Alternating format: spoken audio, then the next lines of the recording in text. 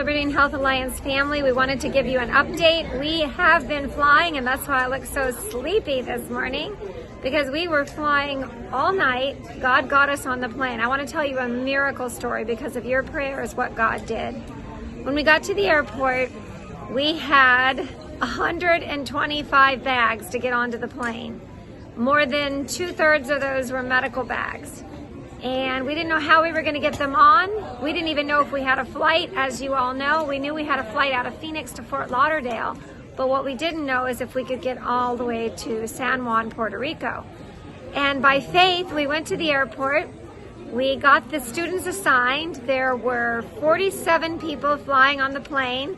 With all that luggage, each person had to be designated a specific piece of luggage. When we went up to the counter, I was praying, but expecting we probably were going to have to pay for some luggage. When we got up front, the kind lady at the check-in, I explained what we were doing. I told her that this is a medical mission trip. These are medical bags.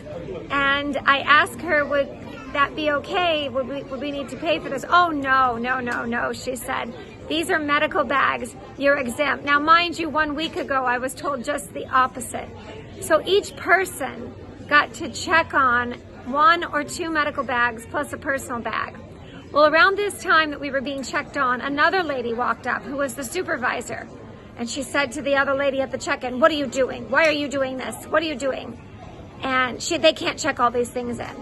And she said, "Well, these are medical bags, and I'm checking them in as medical bags." And so the lady was kind of upset. And then she said, "Well, where are they going?" And she said, "Oh, they're going to Puerto Rico. They're on a mission trip." "They can't go to Puerto Rico. All flights are canceled. I've seen it. All flights are canceled. They cannot go to Puerto Rico. They're not allowed to go to Puerto Rico." And the lady said, "Well, they're going to Puerto Rico, and I'm looking at the computer, and I know all the other flights are canceled," the lady at the check-in said. "But for some reason, their flight's not canceled, and it seems like they can go, and so I'm going to let them go." "Well, I'll be back," the lady said. And so a few minutes later, she comes back. I guess it was about more like 30 or 45 minutes later, after many of our students had already checked their luggage in and the medical bags. And she walked up and she said to me, come over here. I want to show you something. "Are you aware that you cannot fly, that your flight has been canceled into Puerto Rico?" I said, "Well, no one's told me that." She said, "Well, are you aware? You look at this." And she pulls out her little iPad and she showed me every single flight that was canceled, including ours. And I said, "Well, no one told me that the flight is canceled." She goes, "Well, since you're already checked in, you can go ahead and go, but you're going to be stuck in Fort Lauderdale. I want you to know right now, and you better call JetBlue right now and get your tickets changed around because you're not leaving Fort Lauderdale." I said, "Okay." And I smiled, and we kept checking in, and I turned to the people behind me and I said, "Pray." All of our volunteers, I said, "Pray. Make sure you pray right now." And so, as I was leaving, the kind lady that checked us in said to me, "Come here." She goes, "I want you to know something. I'm looking at the screen and your flight is not canceled." So by faith, we flew. We flew for 3.5 hours. We flew to Fort Lauderdale. We got off the plane, and I'm going to send a picture. When we got off the plane, our flights, our 2 flights that our people are on, were not canceled.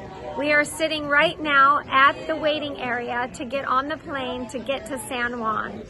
All of our people, and by God's grace, all of our medical bags and equipment are making it all the way to San Juan. Family, I want you to know something. Faith is the victory that overcomes this world. The king of this world is Satan, but faith is the victory that overcomes. Faith in Jesus, not faith in us, not faith in what we do, but faith in Jesus. Jesus overcomes.